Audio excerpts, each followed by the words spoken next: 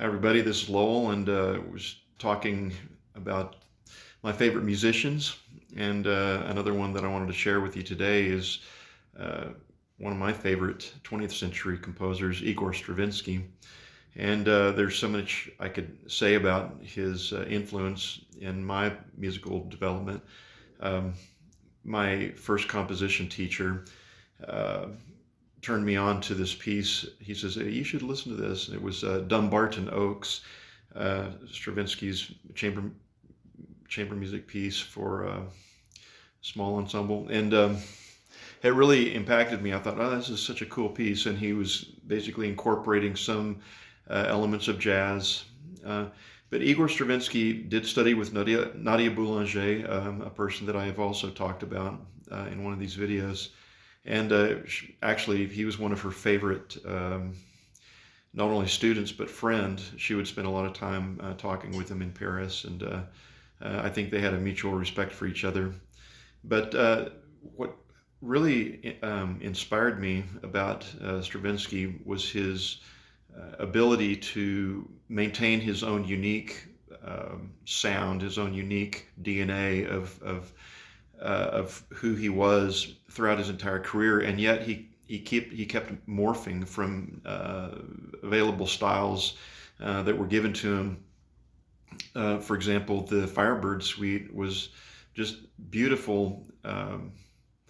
I would say harmonic, late Romanticism type of sound, and then just a year or two later, he comes out with The Rite of Spring, which is an entirely different musical language, and yet it still sounds like Stravinsky. And then on into his later career, where he started working with serialism and 12-tone technique, and his opera The Rake's Progress is maybe a great illustration of that type of work. He really still sounds like Stravinsky, and so that's really, I think that's unique. You know, he was able to not allow himself to be restrained by trying out and playing with different styles and different musical composition techniques. Another thing that was very interesting to me, and I hope that you can read this book, is called Poetics of Music. It was a transcription of some lectures that he gave. I believe it was at Harvard. But anyway, those thoughts that he put in that book, Poetics of Music, of the thoughts, one really stuck out at me, and this was his concept of restraint. And he essentially said, the more rules or the more restraints I place upon myself as a composer, the more creative I become.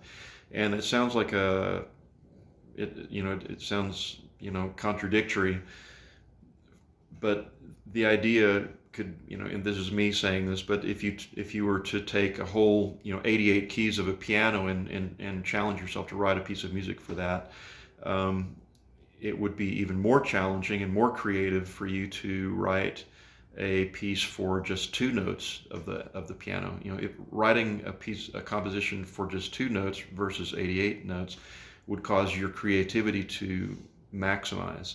And that's kind of the gist of what he was saying.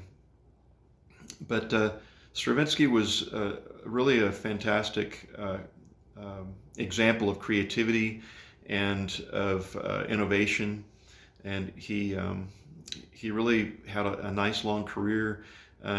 Continued to change with the times. Like I said a minute ago, he incorporated some vestiges of jazz into his work, like the Ebony Concerto. He was listening to his cultural surroundings and integrating with that, but he always remained true to his unique artistic voice, and he has a voice in history.